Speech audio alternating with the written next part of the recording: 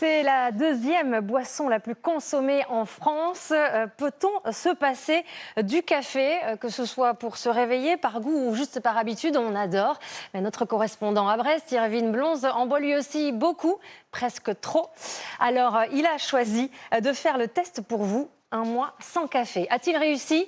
Qu'est-ce que ça a changé? Suivez-le avec Maëlle Delmure et Axel Triou.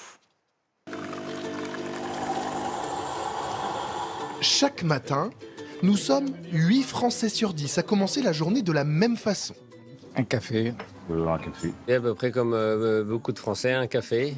Le parfait allié pour commencer énergiquement sa journée, mais il a aussi d'autres effets sur notre corps. Moi, ça me donne faim, moi. C'est trop excitant, c'est trop fort, ça énerve trop. J'évite d'en boire en fin de journée, ça dynamise un peu, donc j'ai pas envie de me retrouver avec les yeux grands ouverts à 3h du matin. Qu'en pense cette diététicienne? C'est sûr que le café, ça a quand même des effets assez positifs. Voilà, c'est stimulant, c'est énergisant, mais c'est comme tout. À forte dose, on peut développer un peu de l'irritabilité, être plus nerveux, augmenter son rythme cardiaque. Dans le commerce, il existe plusieurs alternatives au café. Le thé, moins excitant mais aussi moins stimulant. La chicorée, meilleure pour la digestion. Ou le décaféiné, sans les effets de la caféine. Il y a aussi un autre produit moins connu, fabriqué dans le centre de la Bretagne. Johan Guéry fabrique une boisson à partir de céréales. Ce jour-là, il torréfie de l'orge. On va monter jusqu'à 235-236 degrés, ce qui est la couleur que je souhaite obtenir. On va vérifier quand même.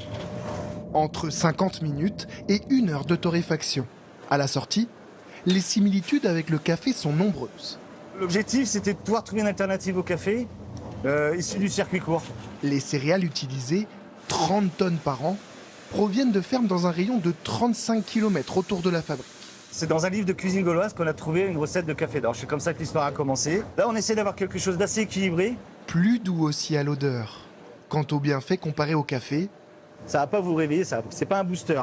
Mais par contre, c'est un apport énergétique pour le reste de la journée. On risque pas d'avoir un coup de barre l'après-midi. Les céréales, comme toute forme de consommer des céréales, ça active bien la flore intestinale. Et du coup, ça permet de bien digérer. Nous allons expérimenter cette alternative au café. Pour préparer cette boisson à base d'orge, c'est comme pour le café. Vous pouvez le faire en cafetière électrique, cafetière à piston et même cafetière italienne. Et au goût, c'est un peu plus doux et moins amer que le café. C'est parti pour un test d'1 mois.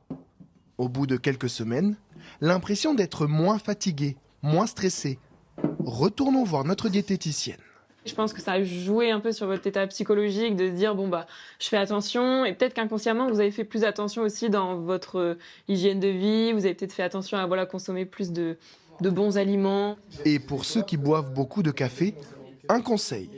Alterner un jour sur 2 déjà pour commencer, plutôt que de réduire tout complètement d'un coup. Se réveiller un jour avec une tasse de thé, le lendemain de l'orge torréfiée, ensuite du jus d'orange, puis un café. Car oui, difficile de s'en passer, mais c'est testé, mieux vaut en boire une quantité raisonnable.